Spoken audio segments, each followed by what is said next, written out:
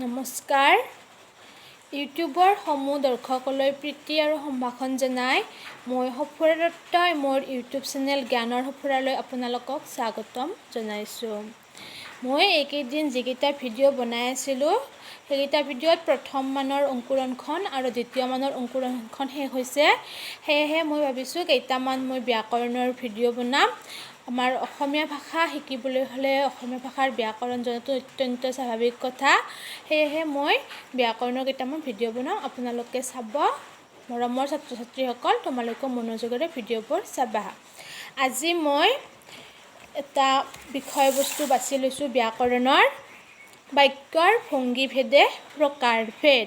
আমাৰ যিবিলাক অসমীয়া বাক্য আছে বাক্যটোৰ গঠনভেদে বা ভংগীভেদে ভাগ ভাগ আছে। সেইনো কেইটা ভাগ আছে, কি আছে, সেই সকলোখিনি মই ভিডিঅ'টোত দাঙি ধৰিম।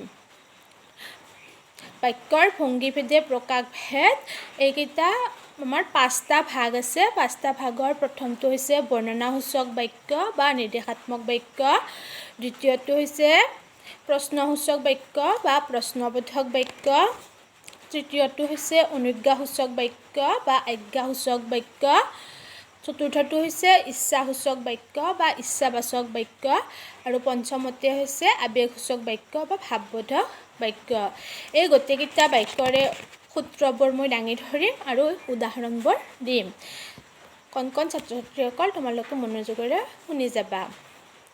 বৰ্ণনাসূচক বাক্য হৈছে যিবিলাক বাক্যই কোনো কাম বা ঘটনা হোৱা বা নোহোৱা বুজায়, সেইবিলাকক বৰ্ণনাসূচক বাক্য বোলে।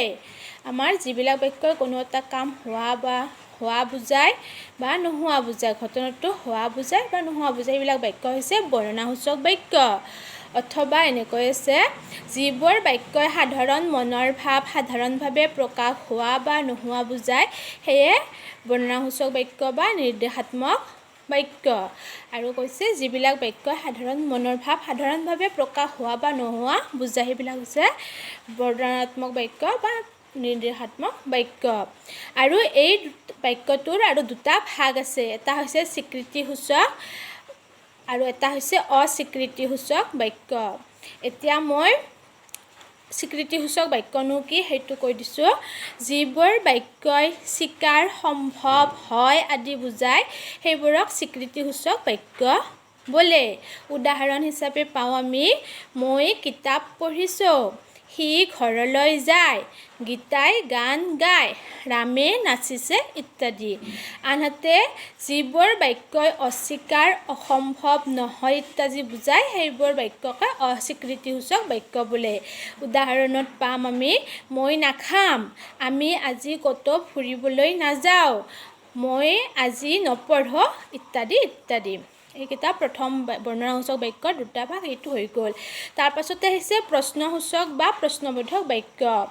যি বাক্যই প্ৰশ্ন সোধা বুজায় বা বাক্য উচ্চাৰণ কৰিলে মনৰ মাজত প্ৰশ্ন জাগে, তেনে বাক্যকে প্ৰশ্নসূচক বাক্য বোলে।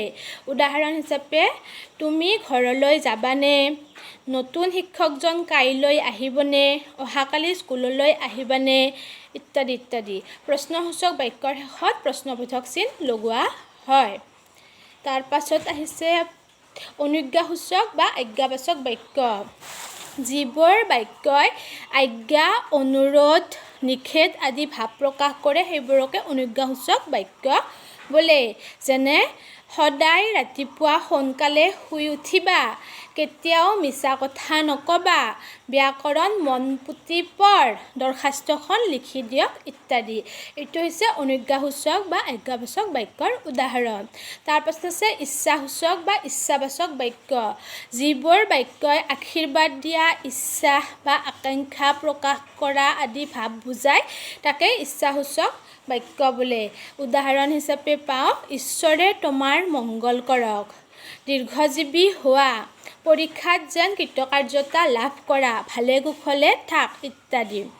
তাৰপাছত শেষৰটো হৈছে আৱেগসূচক বা ভাৱবোধক বাক্য। যি বাক্যত মনৰ তীব্ৰ হৰ্ষ, বিষাদ, ক্ৰোধ, ঘৃণা আদি বিভিন্ন ভাৱবোৰ আকস্মিকভাৱে প্ৰকাশ হয়, তাকে আৱেগসূচক বাক্য বোলে। যেনে, বাহ কি সুন্দৰ দৃশ্য, হায় হায়, চি চি কি কাম কৰিলা, উচ কি অদ্ভুত কাণ্ড আৰু আৱেগসূচক বাক্যৰ শেষত ভাৱবোধক চিন ব্যৱহাৰ কৰা হয়। প্ৰিয় দৰ্শকসকল, আজি গ্ৰামাৰৰ ব্যাকৰণৰ এইখিনিয়ে। আজি মই আৰু বেছি বেলেগ নলওঁ। আজি বাক্যৰ ভংগীভেদে প্ৰকাৰভেদ সেইটো ল'লোঁ। কণ ছাত্ৰ ছাত্ৰীসকল, তোমালোকেও এইবোৰ পঢ়িবা, ভালকৈ মনত ৰাখিবা। ব্যাকৰণ জনাটো অত্যন্তই জৰুৰী।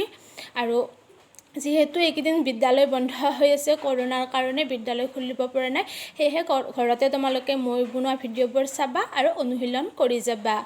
আজিলৈ ইমানেই।